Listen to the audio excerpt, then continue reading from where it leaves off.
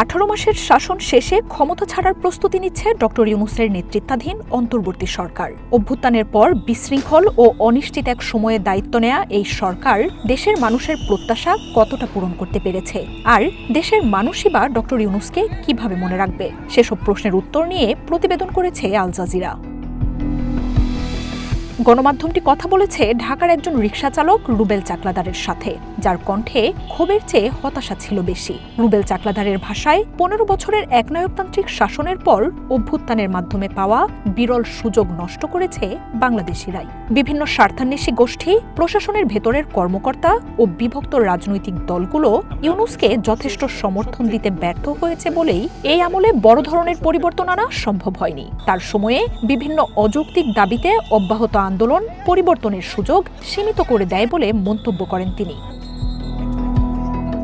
12 ফেব্রুয়ারির নির্বাচনের দিকে এগোতে থাকা বাংলাদেশের ইউনূসের উত্তরাধিকার নিয়ে তর্ক এরই মধ্যে তীব্র হয়ে উঠেছে। যারা একসময় তার উপর আশা রেখেছিলেন তারাই এখন বিভক্ত। যেই বিতর্কে রয়েছে দুটি প্রশ্ন। এক, ইউনূস কি সেই স্থির নেতৃত্ব ছিলেন যিনি একটি ভঙ্গুর রাষ্ট্রকে ভেঙে পড়া থেকে রক্ষা করেছেন, নাকি সেই নেতা যিনি 2024 সালের গণ অভ্যুত্থান থেকে উঠে আসা কাঠামোগত পরিবর্তনের প্রত্যাশা পূরণে ব্যর্থ হয়েছেন? মহা আনন্দে ভোট দিতেছে।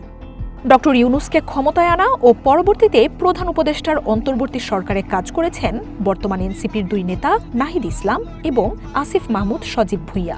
আল জাজিরাকে নাহিদ ইসলাম বলেন, এই সময়ে এমন একজন মানুষের দরকার ছিল যিনি সবার কাছে গ্রহণযোগ্য। বিকল্প হিসেবে সে সময় ডক্টর ইউনূসকে ছাড়া আর কাউকে পাওয়া যায়নি।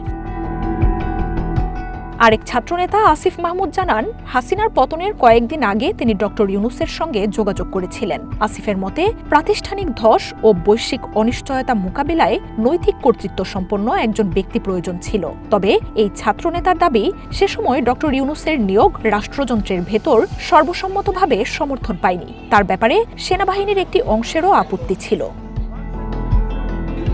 আসিফ জানান, তারা একটি জাতীয় ঐক্যের সরকার চেয়েছিলেন। সেটা সম্ভব না হলেও রাষ্ট্রের কঠোর সংস্কার আশা করেছিলেন তারা। ডক্টর ইউনূসের নেতৃত্বে অন্তর্বর্তী সরকার বাংলাদেশের ইতিহাসে সবচেয়ে উচ্চাভিলাষী ও বিতর্কিত সংস্কার কার্যক্রমগুলোর একটি শুরু করে। ইউনূস প্রশাসন, নির্বাচন, সংবিধান, বিচার ব্যবস্থা, পুলিশ এবং হাসিনার শাসনামলে সংগঠিত গুম খুনের মতো মানবাধিকার লঙ্ঘনের বিষয়ে একাধিক সংস্কার ও তদন্ত কমিশন গঠন করে। শেখ হাসিনা সহ বিভিন্ন রাজনীতিবিদ, সেনা ও পুলিশ কর্মকর্তার বিচার শুরু করে তার সরকার।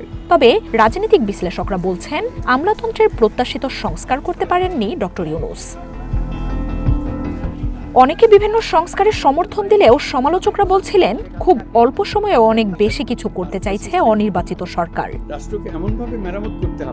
12 ফেব্রুয়ারির নির্বাচনের সঙ্গে ডক্টর ইউনূস একটি গণভোটের উদ্যোগ নিয়েছেন, যা বাংলাদেশের ইতিহাসে নজিরবিহীন। এতে তার সংস্কার প্রস্তাবগুলোর বিষয়ে জনগণের সরাসরি মতামত নেওয়া হবে। বিশ্লেষকরা বলছেন, ডক্টর ইউনূসের শাসন কেমন ছিল তা ইতিহাসে বিচার করবে। তার গৃহীত সংস্কার পদক্ষেপ টিকে থাকুক বা না থাকুক, দেশের ইতিহাসে তিনি স্থায়ী জায়গা করে নেবেন।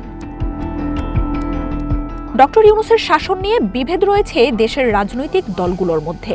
বিএনপি নেতা সালাউদ্দিন আহমদ অভ্যুত্থান পরবর্তী দেশকে স্থিতিশীল করতে ডক্টর ইউনূসের ভূমিকা স্বীকার করে নিয়েছেন। তবে অনির্বাচিত সরকার হিসেবে অন্তর্বর্তী সরকারের নেয়া কিছু সিদ্ধান্ত নিয়েও প্রশ্ন তোলেন তিনি। আইনশৃঙ্খলা পরিস্থিতি নিয়ে অসন্তোষ এবং ভঙ্গুর অর্থনীতির কথা তুলে ধরেন বিএনপির এই নেতা।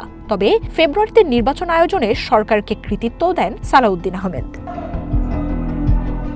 একই প্রতিক্রিয়া জানিয়েছে জামায়াতও। দলটির নেতা আব্দুল হালিম বলেন, অন্তর্বর্তী সরকারের সংস্কার প্রক্রিয়া গুরুত্বপূর্ণ, তবে তা বাস্তবায়নে সময় লাগবে। নাহিদ ইসলাম বলেন, ডক্টর ইউনূস ঐক্য আনার চেষ্টা করছেন, তবে তার সরকার রাজনৈতিক সমঝোতায় দুর্বল ছিল। আসিফ মাহমুদ জানান, আন্তর্জাতিকভাবে সফল হলেও ঘরের মাঠে তাকে সংকটে পড়তে হয়েছে। 24-এর গণ অভ্যুত্থানের স্বজন হারানো একজন বলেন, ডক্টর ইউনূসের নেতৃত্বকে ইতিবাচকভাবেই মনে রাখা উচিত।